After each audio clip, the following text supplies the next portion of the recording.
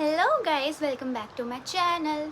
तो अभी मैं थोड़ी देर पहले लाइव आई थी। तुम्हारे सारे डाउट्स का मैंने आंसर करा, और भी डाउट्स है जो मेरे पास रोज़ कमेंट आते रहते हैं, मैंने पर्सनली भी रिप्लाई कर दिया। पर अगर जैसे एक जो कमेंट है वो 2-3 बच्चों का डाउट है वैसे ही, तो मैंने सोचा कि मैं उसके ऊपर वीडियो बना दूँ। So I am gonna be answering all your comments. उससे पहले मैं एक चीज़ क्लैरिफाई करना चाहती हूँ। जो मैंने लास्ट अभी काउंसलिंग वाली वीडियो बनाई थी उसमें मैंने तुम्हें बताया था कि जो फ्लोट करोगे, जब तुम फ्लोट में भी तुम्हें सीट एक्सेप्ट करनी है, उस कॉलेज में एडमिशन लेने जाना है, 10,000 की पेमेंट करनी है ना। पर फर्स्ट राउंड और सेकंड राउंड में जिन भी बच्चों को जो भी बच्चे फ्लोट करेंगे, तुम्हें जब फिजिकल वेरिफिकेशन के लिए नहीं जाना उस कॉलेज में, तुम्हें ऑनलाइन ही सब कुछ करना है, तुम्हें थर्ड राउंड में जाना पड़ेगा। ठीक है, मान लो तुम्हें जो कॉलेज चाहिए था तुम्हें वो कॉलेज मिल गया फर्स्ट राउंड में, तुमने फ्रीज़ कर दिया, जब तो तुम उस कॉलेज में जाके एडमिशन ले लोगे। पर तुमने फ्लोट करा, तो जब तुम फ्लोट कर लोगे तो फर्स्ट और सेकेंड राउंड में तुम्हें नहीं जाना है। फ्लोट कर लोगे, बस 10,000 की ऑनलाइन पेमेंट कर दोगे, कॉलेज नहीं जाना पड़ेगा। थर्ड राउंड में जाना है फिजिकल डॉक्यूमेंट वेरिफिकेशन राउंड के लिए। ठीक है, और one of my classmate corrected me about this, thanks to him. Shreyanshu जो वीडियो बनाता है CET से रिलेटेड, तुमने देखा होगा, वो भी काफ़ी अच्छा कंटेंट बनाता है, तो उसने मुझे ये चीज़ क्लियर करी, तो मैंने सोचा तुम लोगों को बता दूँ। ठीक है, अब करते हैं तुम्हारे कमेंट्स का आंसर। ठीक है,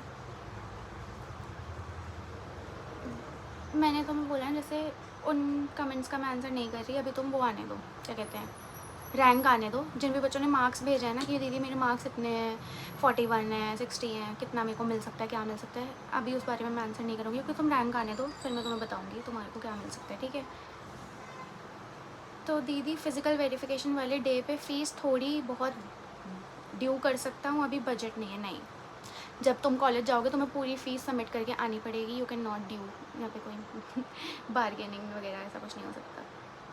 ठीक है दीदी, जैसे मुझे चाहिए बस PDO नहीं PPT का BPT, तो क्या करूँ अगर फर्स्ट राउंड में ना मिले तो देखो, प्रेफरेंस लिस्ट तुम्हें भरनी है, प्रेफरेंस लिस्ट के ऊपर मैं वीडियो बनाऊँगी।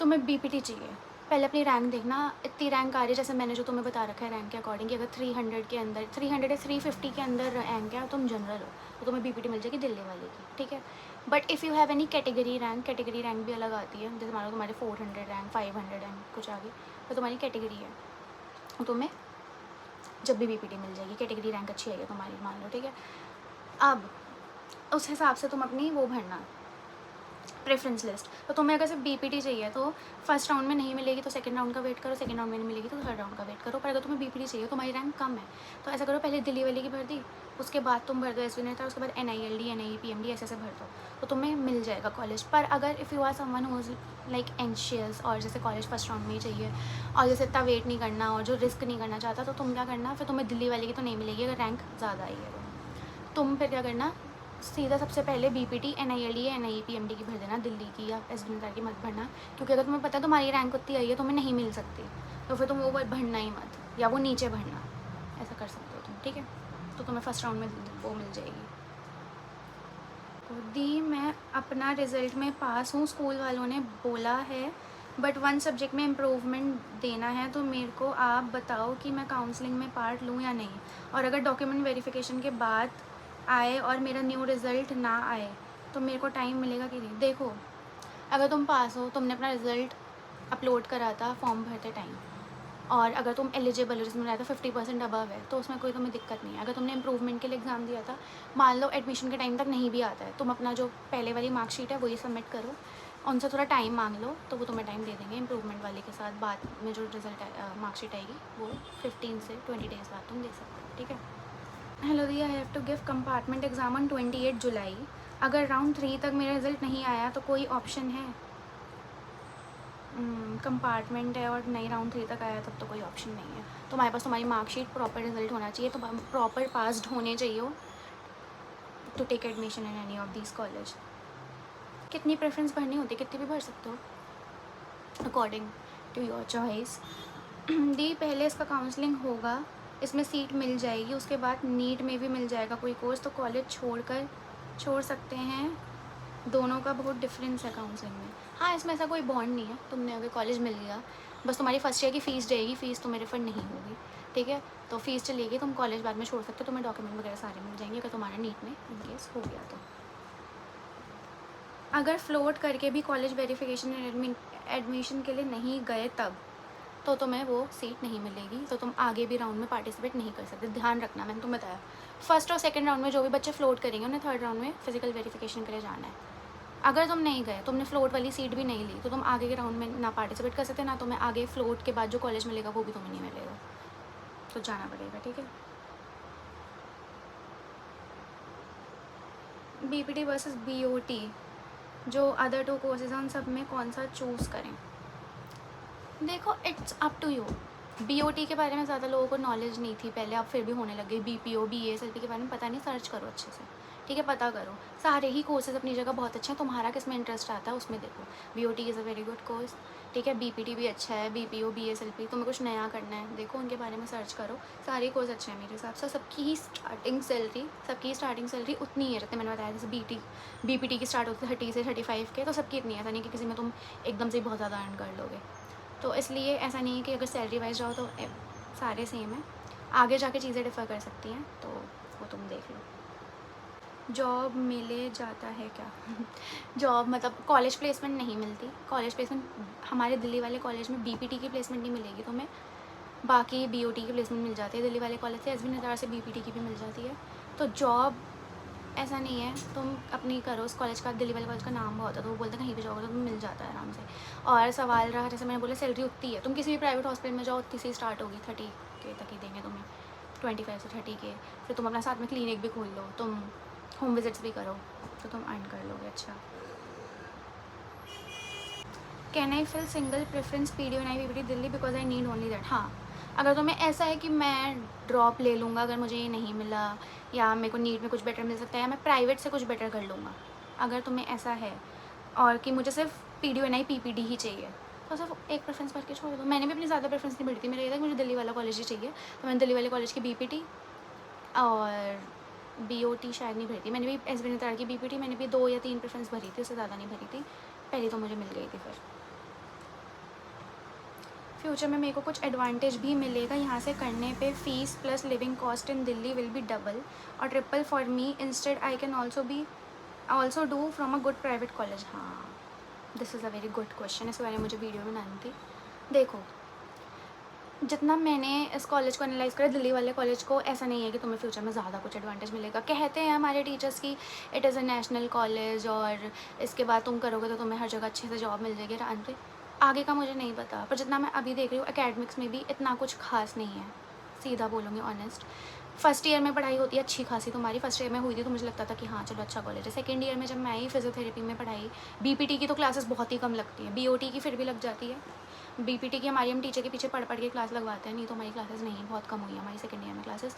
तो उस हिसाब से मैं कहूँगी हाँ, इफ़ यू आर समवन की कहीं दूर से हो और दिल्ली में आके तुम फालतू में अपना खर्चा लगाओगे रहने का और फिर तुम, तो हाँ इतना भी वर्थ नहीं है ये, मैं कहूँगी तुम अच्छे किसी प्राइवेट कॉलेज से भी कर सकते हो, ठीक है। किसी को मैं झूठ नहीं बोलना चाहूँगी, जितना मुझे लगा उस हिसाब से मैं बता रही हूँ। और मैं एक वीडियो बनाऊँगी कि how to choose a good private college, तो तुम वो भी देख लेना। हर राउंड में जब फ्लोट करेंगे तब वेरिफिकेशन के लिए जाना होगा? नहीं, I have clear that. First और सेकंड राउंड में जो भी बच्चा फ्लोट करेगा उसे थर्ड राउंड में फिजिकल वेरिफिकेशन के लिए जाना होगा।